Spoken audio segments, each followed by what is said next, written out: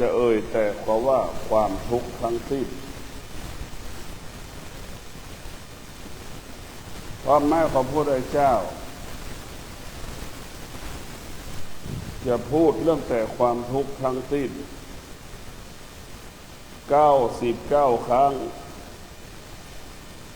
เป็นคำพูดที่เราพูดพระพุทธเจ้าก็จะพูดเรื่องแต่ความทุกข์มากกว่าความสุข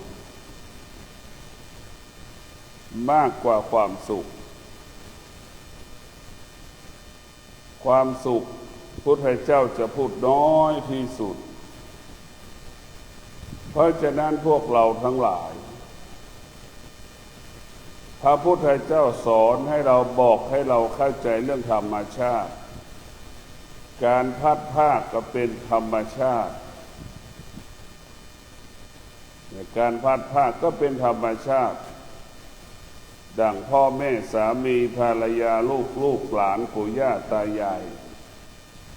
ก็ไม่สามารถอยู่ร่วมกันได้ให้เราเข้าใจเรื่องธรรมชาติแต่มนุษย์ทั้งหลายเกิดมาแล้วไม่เข้าใจธรรมชาติ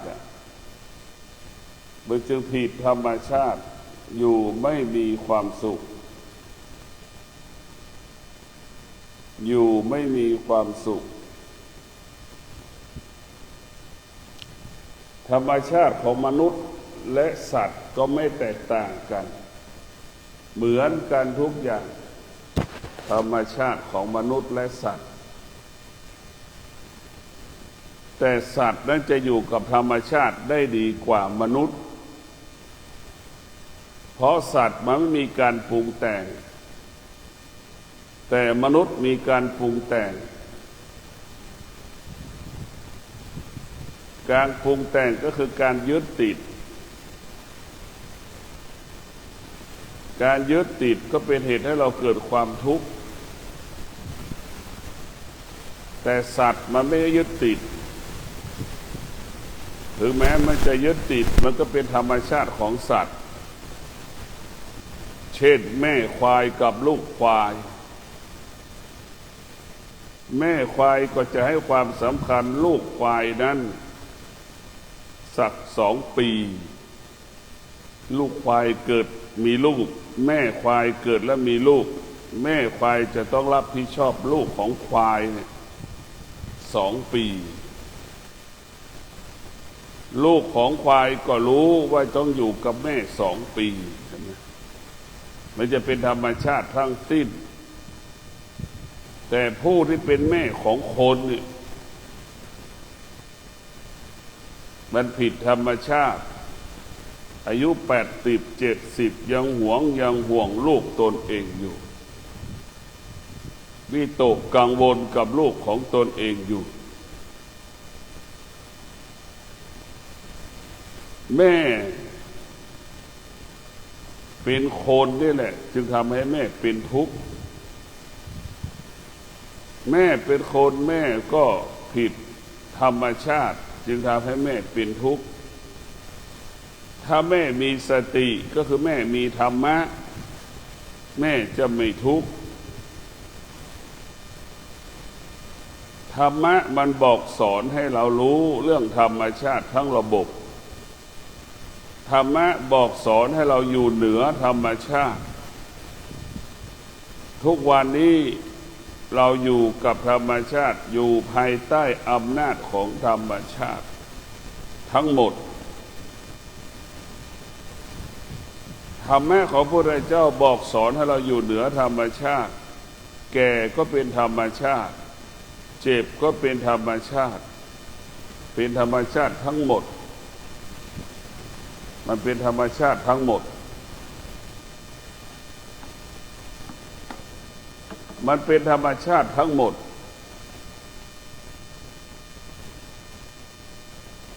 ธรรมะของพระพุทธเจ้าบุคคลที่มีธรรมะก็จะรู้เรื่องธรรมชาติแก่เกิดก็เข้าใจว่าเป็นธรรมชาติความเจ็บเกิดก็เข้าใจว่าเป็นธรรมชาติ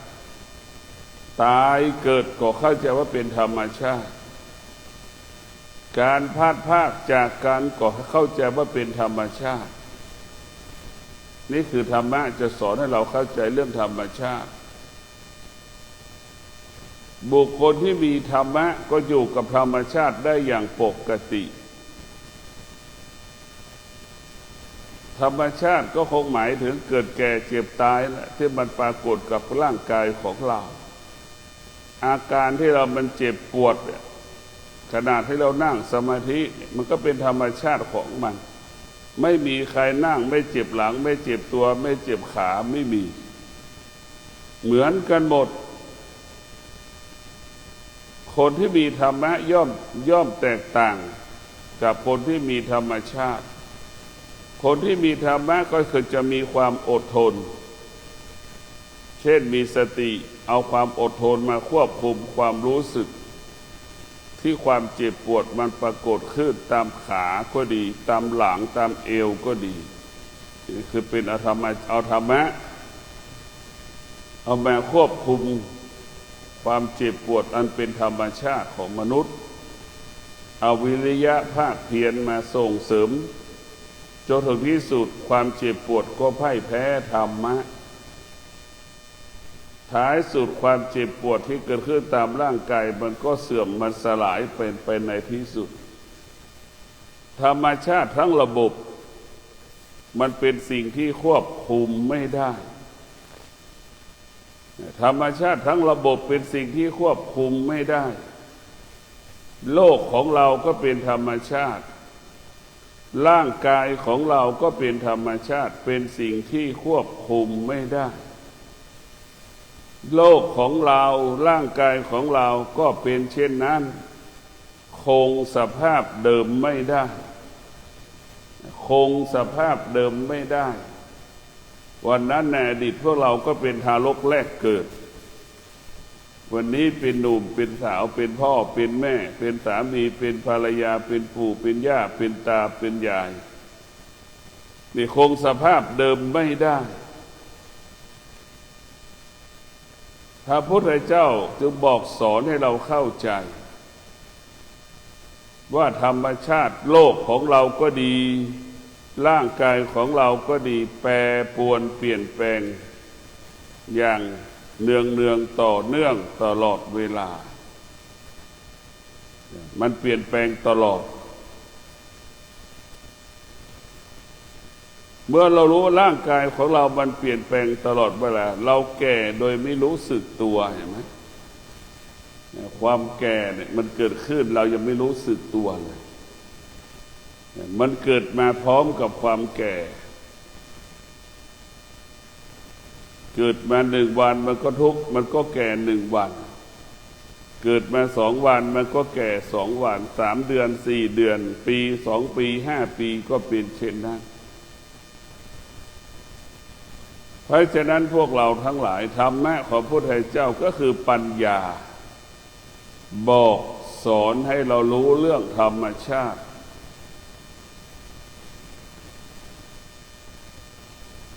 ความโลภความโกรธความหลงก็เป็นธรรมชาติอยากได้อยากมีอยากเป็นก็เป็นธรรมชาติทุกอย่างมันเป็นธรรมชาติธรรมชาติก็คือเป็นของกิเลสธรรมชาติเป็นของที่ไม่สะอาดธรรมะเป็นของที่สะอาดไม่มีสิ่งใดเจือปนให้สกปรกไม่มีเรียกว่าธรรมะบริสุทธิ์มันเป็นของบริสุทธิ์หมดจดแต่ธรรมชาติเป็นของสกปรกเหมือนเราเกิดมาจากพ่อแม่เป็นสิ่งที่สกปรกเราเกิดจากกิเลสของพ่อของแม่เราก็กลายเป็นลูกของกิเลส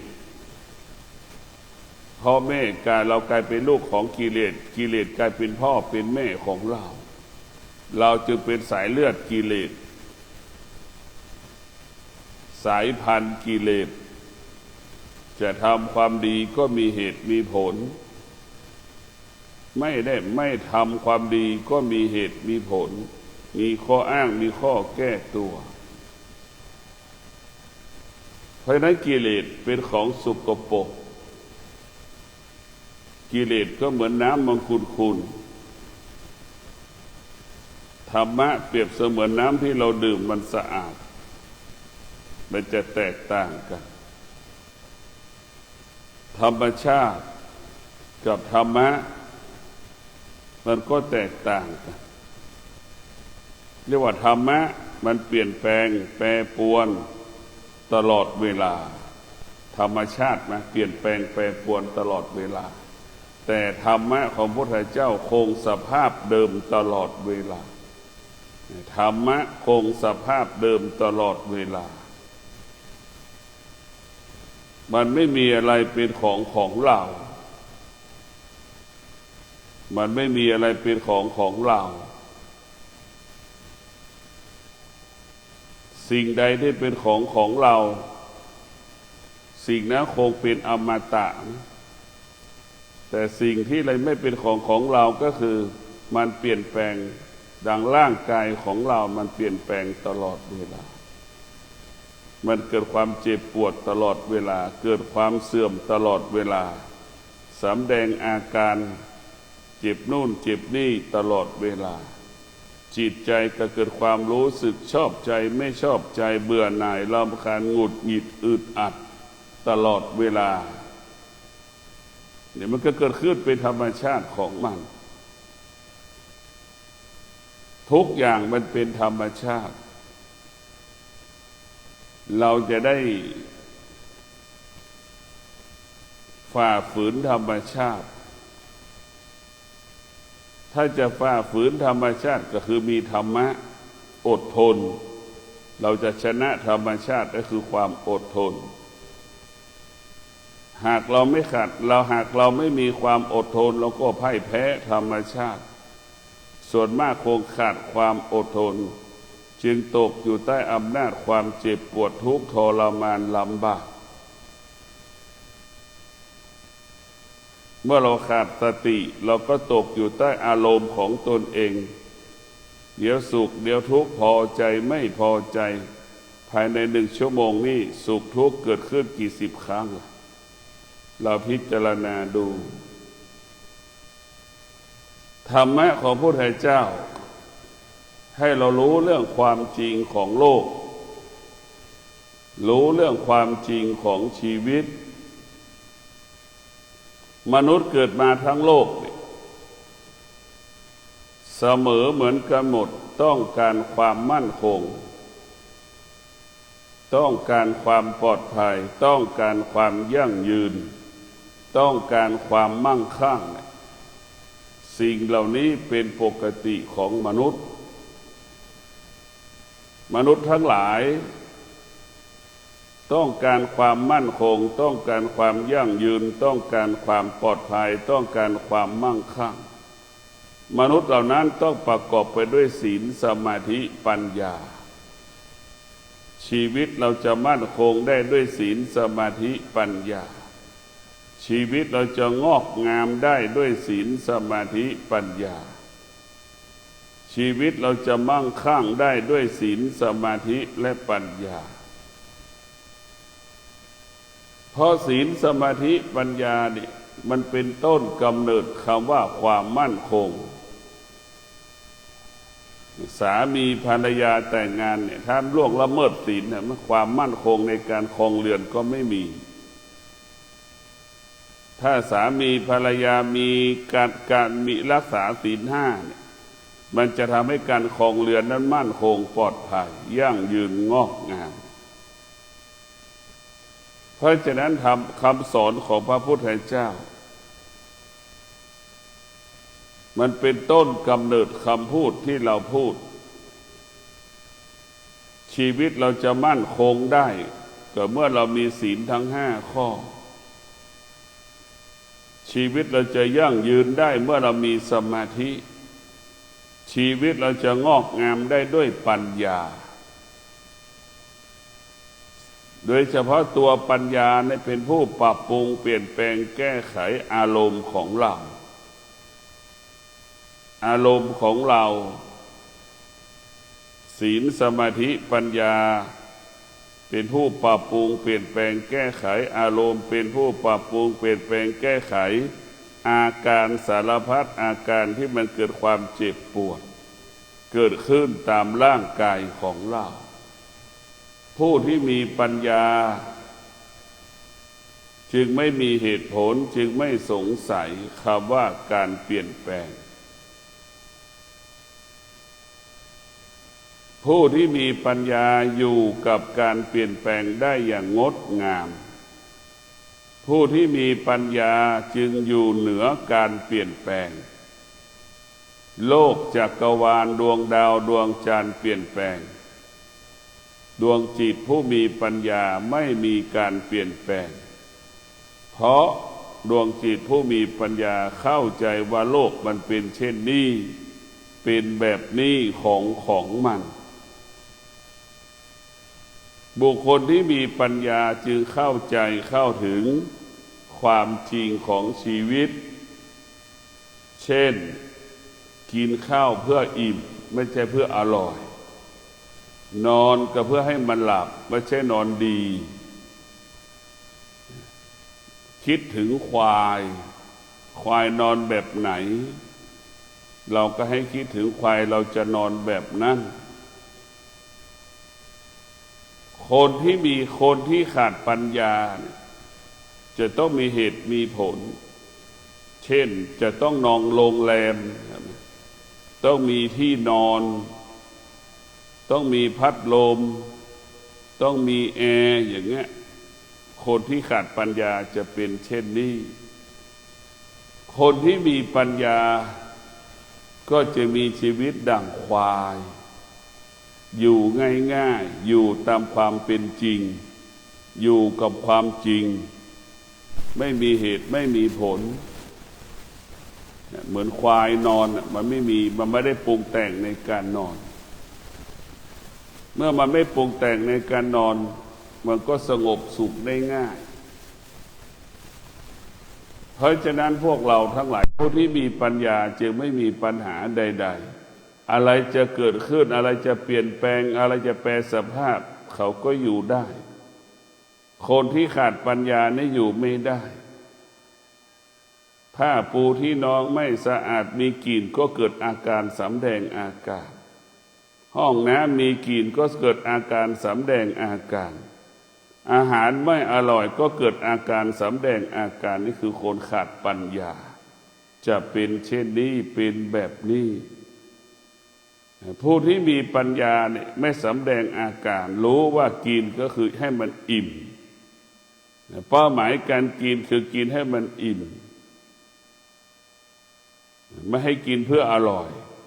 คนที่ขาดปัญญากินข้าวเพื่ออร่อยคนที่มีปัญญากินข้าวเพื่อให้มันอิ่มมันจะแตกต่างกัน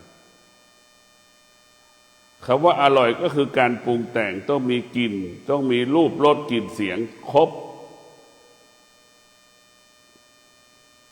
เช่นตาเห็นรูปแบบของอาหารที่จัดไว้บนจานก็จะเห็นสวยงามดีอยากกินจมูกสัมผัสกับกลิ่นก็อยากกินลิ้นสัมผัสกับรสชาติอาหารก็อยากกินมากๆอันนี้คือคนขาดปัญญาคนที่มีปัญญาจะไม่สนใจรูปแบบของอาหารไม่สนใจเรื่องรูปรสกลิ่นเสียงใดๆทั้งสิ้นจะไม่ได้สนใจเป้าหมายคือกินเพื่อให้อิ่มมีชีวิตในการดำรงตนปฏิบัติหน้าที่ที่มีอยู่แต่ละวันให้มันสมบูรณ์แบบนี่คือผู้มีปัญญากินเพื่อให้อิ่มนอนเพื่อให้มันหลับตื่นมาแล้วมีชีวิตทำหน้าที่ปฏิบัติหน้าที่ได้นี่คือผู้ที่มีปัญญาผู้ที่มีปัญญากับคนที่ขาดปัญญาจะแตกต่างกันคนที่มีปัญญานี่ก็จะอยู่ได้ทุกอย่างมีข้าวก็กินเขากินได้แล้วก็กินได้ไม่เกิดอาการไม่ปฏิเสธอาหารที่เราจะกินไม่ต่อต้านอาหารที่เราจะกินส่วนมากเราจะเกิดอาการสำแดงอาการไม่พอใจในกลิ่นในรสชาติอาหาร แล้วก็เกิดอาการสำแดงอาการว่าไม่อร่อยอันนี้คือคนขาดปัญญาเอาใจตัวเองเป็นหลักแต่คนที่มีปัญญานั้นไม่ได้เอาใจตัวเองเป็นหลักเข้าใจความจริงของโลกกินแค่อิ่มนอนแค่หลับปฏิบัติหน้าที่แต่ละวันมีชีวิตปลอดภัยแค่นี้เขาก็ดีใจเพราะฉะนั้นคนที่ขาดปัญญาจะหลงทางหลงผิดไปยึดติดไปยึดมั่นสิ่งอื่นๆดังที่เราพ่อแม่สามีภรรยาลูกยึดติดยึดมั่นซึ่งกันและกันนี่คือเป็นการหลงทางหลงผิดเป็นการหลงทางหลงผิดไปยึดติดยึดมั่นเมื่อมีเวลาหนึ่งการพัดพรากจะเกิดอยู่ไม่เป็นสุขนอนไม่เป็นสุขกินไม่เป็นสุขสามีจะไปต่างจังหวัดก็ไม่มีความสุขหรือภรรยาจะไปต่างจังหวัดสามีก็ไม่มีความสุขภรรยาจะไปต่างจังหวัดสามีก็ไม่มีความสุขเพราะเราไม่ยอมรับความเป็นจริงหรือเราไม่เข้าใจเรื่องความเป็นจริงธรรมชาติของจิตให้เรารู้เรื่องความจริงเรื่องการกินเนี่ยก็เป็นธรรมะเราเคยกินข้าวมา3 มื้อวันนี้เรามากินข้าว1 มื้อก็เป็นธรรมะเราอยู่ข้างนอกไม่อร่อยเราปฏิเสธได้แต่เรามาอยู่ในวัดเนี่ยเราไม่สามารถปฏิเสธได้ข้างนอกเราอยู่นอกวัดตามใจตัวเองเราอยู่ในวัดเรามีสติไม่สามารถตามใจตัวเองได้เหมือนพระบวชใหม่ก็มีสติต้องอยู่ในเงื่อนไขบัญญัติเราไม่ได้บวชเราก็ตามใจตัวเองได้พอเราบวชแล้วเรามีสติรู้ว่าเราจะไม่ตามใจตัวเองกินแค่อิ่มนอนแค่หลับตื่นมาทุกเช้ามีเวลาได้ปฏิบัติธรรมอันนี้แหละหัวใจของนักบวชมีสติอยู่กับความเป็นจริงผู้ที่ขาดสตินั้นจะอยู่กับความไม่เป็นจริงอยู่กับสังคมอยู่กับเงื่อนไขกฎเกณฑ์กติการะเบียบมนุษย์ทั้งโลกจึงเกิดคำว่าความทุกข์เพราะไม่ใช่อยู่กับความเป็นจริงตนแลเป็นที่พึ่งแห่งตนนี่คือความจริงดังที่ได้กล่าวแล้วว่าลูกก็ต้องอาศัยแม่ต้องทำไหมพึ่งพาแม่อยู่ตลอดเวลาไม่ใช่ความจริงตรงข้ามกับควายเกิดมาแล้วไม่เกิน2 ปีแม่ของควายจะรับผิดชอบลูกของควายลูกของควายก็รู้จักตนเองว่าจะต้องอยู่กับแม่อีก2 ปีจะไม่เบียดเบียนแม่จะต้องรับผิดชอบตนเองลูกควายก็รู้ว่าอยู่กับแม่2 ปีแม่ควายก็รู้ว่าจะต้องเลี้ยงลูก2 ปีแม่ควายไม่ลูกของควายไม่เคยเบียดเบียนแม่ควายจะมีความสุขอิสระตรงกันข้ามแม่ของคน60-70ยังห่วงลูกไม่มีวันจบสิ้นทั้งระบบของโลกเป็นเช่นนี้เสมอเหมือนกันหมดลูกของแม่ที่ขาดธรรมไม่มีธรรมะก็ขอแม่ตลอดเวลาขอเงินแม่ใช้ตลอดเวลาเบียดเบียนพ่อแม่ตลอดเวลาแต่เราไปนึกถึงควายไม่เคยเบียดเบียนแม่มันนะพึ่งพาตนเองอาศัยตนเองแต่ตรงกันข้ามกับลูกเกิดมาเบียดเบียนพ่อแม่ขอพ่อแม่ไม่มีวันจบสิ้นอันนี้ก็คือแม่ควายกับแม่โคก็แตกต่างกันลูกควายกับลูกโคก็แตกต่างกันควายมันมีสติรู้จากธรรมชาติของแม่ควายเห็นไหมไม่เกิน2 ปีรับผิดชอบ ลูกของควายก็มีธรรมชาติต้องรู้ว่าต้องอยู่กับแม่2 ปีจากนั้นมันจะต้องพึ่งพาตนเองตนแลเป็นที่พึ่งแห่งตนถ้าเราเข้าใจว่าธรรมะของพระพุทธเจ้าอยู่ที่ร่างกายของเราให้เรารู้เรื่องกายรู้เรื่องอาการของกายที่เรานั่งอยู่เมื่อเรารู้เราจะไปตอบสนองมันเจ็บปวดที่มันเกิดรู้เฉยๆว่ามันเจ็บว่ามันปวดรู้เฉยๆว่ามันทรมานเราก็ให้เรารู้เฉยๆว่ามันทรมานเท่านั้นเราจะไม่เข้าไปยึดติดสิ่งที่เราเจ็บปวดเกิดขึ้นกับชีวิตของเราเราจะไม่เข้าไปยึดติดรู้เฉยๆว่าเจ็บปวดทุกวันนี้เราเข้าไปยึดติดกับความเจ็บปวดความเจ็บปวดก็เพิ่มขึ้นรุนแรงขึ้นเพราะฉะนั้นพวกเราต้องมีสติอยู่กับความเป็นจริงให้ได้ถ้าเราอยู่กับความเป็นจริงได้แล้วเราก็สงบจิตเราก็สงบจิตสงบมันก็ไม่มีทุกข์เพราะมันสงบเมื่อมันไม่สงบแล้วมันก็วุ่นวายที่มันวุ่นวายก็เพราะขาดสติที่เราขาดสติเราก็ไม่ได้ฝึกจิตเมื่อเราฝึกจิตเราจะมีสติเมื่อเราฝึกจิตเราจะอดทนแล้วมีสติเราจะมีวิริยะภาคเพียรเพราะฉะนั้นตัวสติจะทำให้เรานั้นควบคุมให้เป็นบวกเท่านั้นตัวสติได้จะทำให้เราไปอยู่กับธรรมะตัวสติจะให้เราอยู่เหนือธรรมชาติเมื่อเราขาดสติเมื่อไหร่เราก็จะตกอยู่ใต้อำนาจของธรรมชาติถ้าเราตกอยู่ใต้อำนาจธรรมชาติมันเปลี่ยนแปลงนะมันเปลี่ยนแปลงเมื่อมันเปลี่ยนแปลงเราก็เป็นทุกข์อีกเมื่อเราขาดสติเราตกอยู่ใต้อำนาจความพอใจที่มันเกิดขึ้นที่ตาเราสัมผัสกับรูปเราตกอยู่ใต้อำนาจความไม่พอใจที่ตาสัมผัสกับรูปวัตถุสิ่งของต่างๆเราจะตกอยู่ใต้อำนาจถ้าเรามีสติชอบใจก็เกิดไม่ได้ไม่ชอบใจก็เกิดไม่ได้ถึงแม้เกิดได้ก็เกิดขึ้นได้เราเท่าทันมันรู้มันขนาดหนึ่งเวลาหนึ่งเท่านั้นรู้มันเท่าทันมัน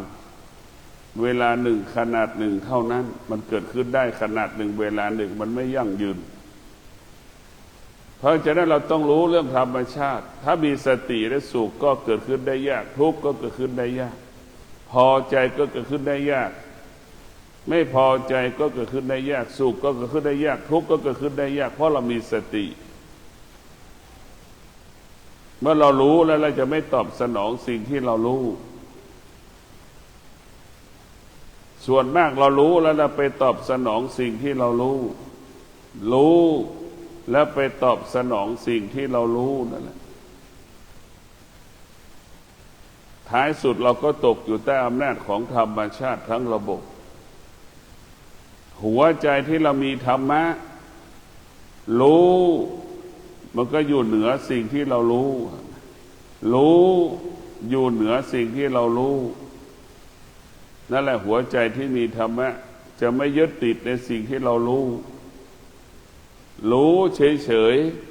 ๆว่าสิ่งกลิ่นนี่เป็นกลิ่นที่มันเหม็นรู้แค่ว่ากลิ่นมันเหม็นที่จมูกมันไปสัมผัสกับกลิ่นที่มันเหม็นเราก็รู้ว่ามันกลิ่นเหม็นแต่ถ้าเราขาดสติเราก็เข้าไปยึดติดอีกสิ่งที่มันเหม็นมันจะเป็นปลาหรือมันเป็นนกมันตายอยู่ตรงไหนหรือเป็นหนูอย่างเงี้ยมันตายอยู่ส่วนไหนของบ้านมันมีกลิ่นเหม็นอย่างเงี้ยเราจะเป็นทุกข์ทันทีเราจะเป็นทุกข์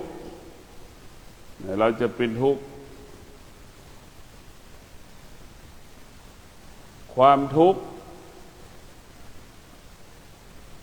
เกิดจากการขาดสติ ถ้าเรามีสติเราจะไม่ทุกข์ทุกข์เพราะไม่รู้ถ้ารู้มันจะไม่ทุกข์ก็คือตัวสติถ้าเรารู้จะไม่ทุกข์ถ้าที่เราทุกข์เพราะเราไม่รู้ไอ้ตัวไม่รู้คือตัวอวิชชา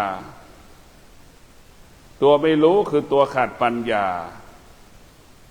เมื่อขาดปัญญามันก็จะหลงเหมือนคนทั้งโลกหลงนั่นแหละสะสมสั่งสมสะสมสั่งสมเสื้อผ้าที่เราใส่ไหมไม่ต่ำกว่า60-70 ตัวใช้ก็ไม่ใช้ก็ยังหวงอีกเก็บไว้อีกนั่นแหละสะสมสั่งสมนะเราหลงทางก็จะเป็นเช่นนั้นเพราะฉะนั้นพวกเราทั้งหลายการมีสติ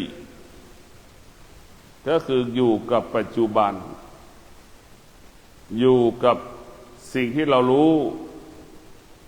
เราจะไม่ยึดติดสิ่งที่เรารู้เรานั่งรู้ว่าเจ็บปวดก็รู้ว่าเจ็บปวดแต่เราจะไม่ตอบสนองกับความเจ็บปวดที่มันปรากฏแต่เรารู้ว่ามันเจ็บปวดแล้วก็รู้ว่าเจ็บปวดก็คือก้อนน้ำแข็งก็หมายถึงมันละลายมันก็หายไปในที่สุดความเจ็บปวดคือก้อนน้ำแข็งคือก้อนเกลือคือก้อนน้ำตาลให้เราเข้าใจคือมันสลายไปในที่สุดระเหยแห้งกลายเป็นน้ำเป็นในที่สุดกลายเป็นอากาศไปในที่สุดเพราะฉะนั้นพวกเราต้องเข้าใจเรื่องความเป็นจริงของชีวิตร่างกายของเราเนี่ยเราต้องพิจารณาอะไรที่มันเป็นปกติเราจะให้มันเกิดเราจะดับสิ่งที่มันเป็นปกติสุขก็ดีทุกข์ก็ดีมันเป็นปกติเราจะไม่ให้สุขมันเกิดเราจะไม่ให้ทุกข์มันเกิดเรามาปฏิบัติธรรมเราทุกข์เพราะความสุขเราทุกข์เพราะความทุกข์ถ้าสุขทุกข์ไม่เกิดเราก็สงบเมื่อสงบมันก็สุขความสงบสุขเนี่ยกับความสุขมันแตกต่างกันความสุขมีตัวมีตนดังพ่อแม่สามีภรรยาลูกเนี่ยคือมีความสุขที่มีตัวตนแต่ควบคุมไม่ได้กำกับไม่ได้ควบคุมไม่ได้กำกับไม่ได้กำหนดไม่ได้แต่ถ้าความสงบสุขเราเป็นผู้สร้างเช่นเรานั่งสมาธิความสงบสุขเราเป็นผู้สร้างเมื่อเราเป็นผู้สร้างเนี่ยเหมือนเราสร้างบ้านหนึ่งหลังนั่นแหละเราเป็นเจ้าของบ้านแล้วก็สร้างบ้านหนึ่งหลังถ้าเป็นความสุขไปอาศัยคนอื่นอาศัยสิ่งอื่นดังพ่อแม่สามีภรรยาลูกไปอาศัยซึ่งกันและกันเหมือนเราไปเช่าหอพักอยู่เราไม่มีสิทธิ์เป็นเจ้าของหอเราเป็นสิทธิ์แค่เป็นผู้เช่าดังสามีภรรยาที่มันเลิกจากกันไปน่ะเหมือนเจ้าของหอบอกเลิกจ้างบุคคลที่อยู่หอพักห้องนี้ไม่ให้อยู่เนี่ยบอกเลิกจ้างไม่ให้อยู่เนี่ยเป็นอย่างนั้นแหละเนี่ยถ้าเราไปอาศัยเขาเนี่ยเราควบคุมไม่ได้สามีไม่พอใจภรรยาก็บอกเลิกกันได้ใช่ไหมภรรยาไม่พอใจสามีก็บอกเลิกได้นั่นแหละคือเราสามีก็เป็นเจ้าของบ้านก็ไล่ภรรยาตัวเองที่มาอาศัยอยู่ในบ้านออกไปได้เราไปภรรยาก็เป็นผู้อาศัยอยู่ในบ้านสามีคือร่างกายของเราเนี่ยเหมือนบ้านเหมือนเราไปอาศัยอยู่กับภรรยาวันหนึ่งภรรยาไม่พอใจเราก็ไล่เราออกเห็นไหมก็เป็นเช่นนี้เหมือนกันหมดความเป็นจริงมันก็เป็นเช่นนี้ความสุขกับความสงบสุขย่อมแตกต่างความสงบสุขนั้นเกิดจากการดำรงตนประพฤติตนปฏิบัติตน